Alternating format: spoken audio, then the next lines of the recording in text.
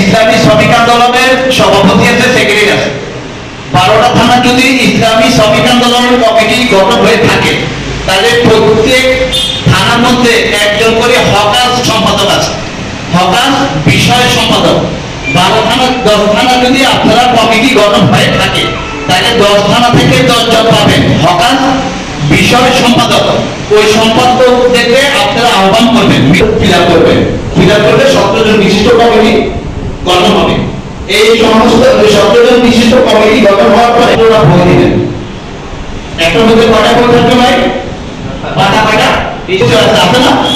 এই 100 জনের মধ্যে আপনি রাঙামাটি থানার মধ্যে থাকেন, 20 জন হকার আপনাকে ভালোবাসে না? অবশ্য ভালোবাসে। যদি ওই 30 জন আপনার মধ্যে থাকে, যদি তাদেরকে ভোটে সদস্য করাতে পারেন, এই সদস্য করানোর পরে কাজটা কি হবে?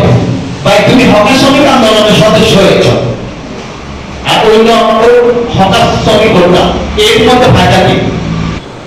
তাহলে আমাদের 300 লোকের মধ্যে যারা আমরা মুজাহিদ কমিটি বা মাহফিলে যাই, আমাদের কত ভোট পেয়ে 300 ভোট। 300 ভোটের মধ্যে একটা আছে মাসে কয়জন দাওয়াত দেওয়া? 4 জন। মাসে কয়জন? মাসে যদি 4 জন দাওয়াত দেন, তাহলে 20 জন দাওয়াত দিতে কতদিন লাগবে? কয় মাস? 4-5। আপনার দ্বারা 2 দিনে সম্ভব হবে না, কারণ আমার সাথে 1000 হকারের সাথে পরিচয় আছে। আমি ইচ্ছা করলে 2-1 দিনও পারি যদি চেষ্টা করি। আর আপনি যেহেতু একটা এলাকা থাকে নদী মাতৃক পাহাড়ি এলাকা, এক জায়গাতে দূরত্ব অনেক দূরত্ব বেশি, তাহলে আপনার জন্য 2 মাস 3 মাস ধরে নিন না। আমাদের 3 ওষুধের মধ্যে যেটা একজন দাওয়াত দেওয়া 5 মাস লাগবে। এখন 5 মাসে কি আমাদের এই বইটা পূরণ করা সম্ভব হবে?